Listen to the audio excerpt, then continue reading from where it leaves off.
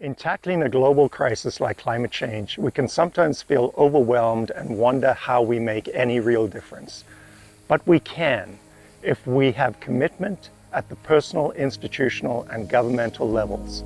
The New York Times recently examined some of those commitments that are so necessary and interviewed Royal Roads faculty member Dr. Jean Slick.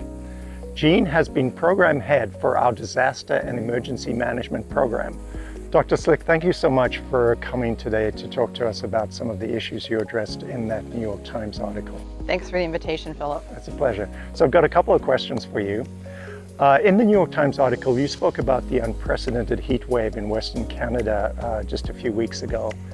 And I wondered how you would characterize the response to that event.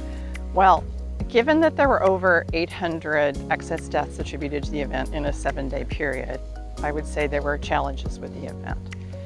And some of the kinds of problems that we saw were the timing of issuance of alerts and clear direction about actions that citizens should take. But we also saw problems in the ambulance response and insufficient response capacity when people were starting to suffer from the effects of the heat wave. And all of that points to challenges probably in developing what we call situational awareness. So there's a heat forecast, and we know that there are going to be extreme temperatures, but we have to make sense of that. And my guess is there were probably some challenges in the comprehension of what that meant, and then that comprehension in turn influences the actions that are taken or not taken. Underlying that, though, is that historically, extreme heat events have not seemed to be a priority or problem in the province of British Columbia. This is based on research from BC CDC that found that both municipal and public health officials did not see extreme heat events as a priority. Yet we've seen events like this around the world and know that it is something that could happen here. So that underlying lack of prioritization of this probably led to some underpreparedness and planning, which then led to the consequences that we saw with the event. And I'm also wondering what other kinds of risks and emergencies do you see coming down the pipeline? And, to the point you just made, how do we actually improve our capacity to prepare for those?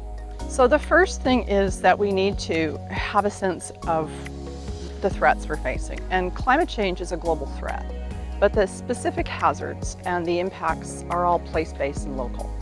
So in the province of BC, work's been done to look at what the potential impacts of climate change are. And the things that we can expect to see are both short and long-term water shortages, severe wildfire events, which we've already seen over the past several years, coastal storm surges, and river flooding events.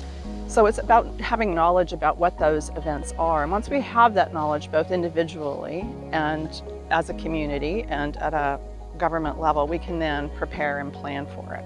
And one of the best ways to plan for things that we have not experienced in our own place before is through the use of scenario planning. And we can also learn from the experience of others.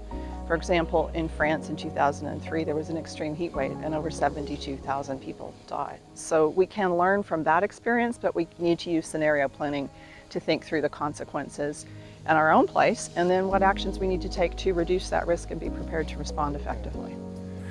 And so what would you say to individuals about their own kind of personal preparation? Because some of these issues seem so large and so out of an individual's control. So what advice do you have for individuals?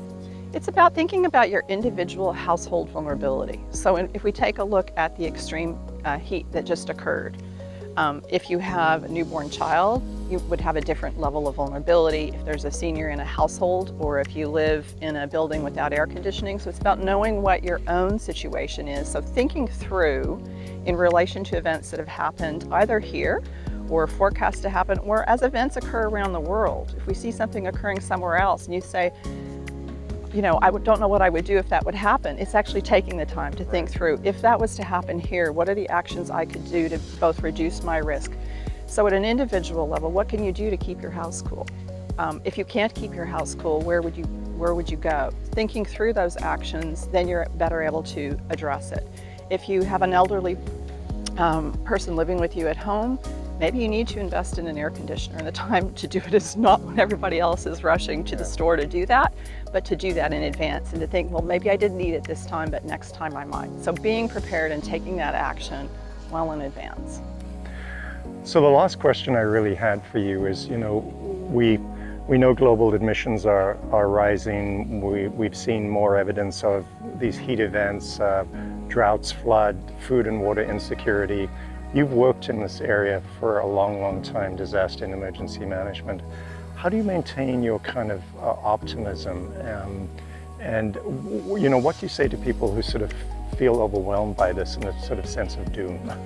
Well, first, we need a bit of a shift in our thinking away from the idea of natural disasters. Disasters are not a natural phenomenon. We have natural hazards in our environment, but as human beings, we have agency. We can take action that both creates risk, but we can take action that reduces risk. And there's been significant effort at a global scale since the 1990s to shift towards disaster risk reduction. And we see increasing efforts to integrate climate adaptation into disaster risk reduction efforts now.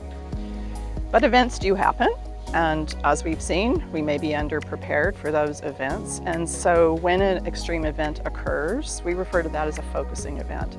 And focusing events create a window of opportunity for both policy and practice change. And we see that time and time again around the world, that these events, we've already seen in BC, that the government has taken actions in response to the recent heat event. So that focusing event channels energy and has us take action that we may have not taken before.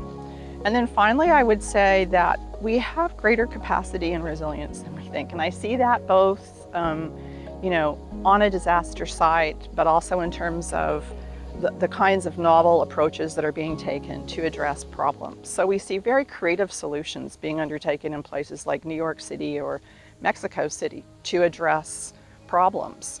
Water problems, for example, both in terms of water shortage or extreme flooding. And those solutions that we take, while we need systemic change, those kinds of solutions are also local and place-based. So the kinds of things we can do are within our control. We just need to change our thinking to think about these things as an opportunity rather than a problem. Well, thank you so much, Jean. I mean, I just want to thank you for sharing your experience and expertise with us, and just to say how lucky we are to have you here on faculty at Royal Roads dealing with these really important issues. Thank you. Pleasure to speak with you today. Thank you.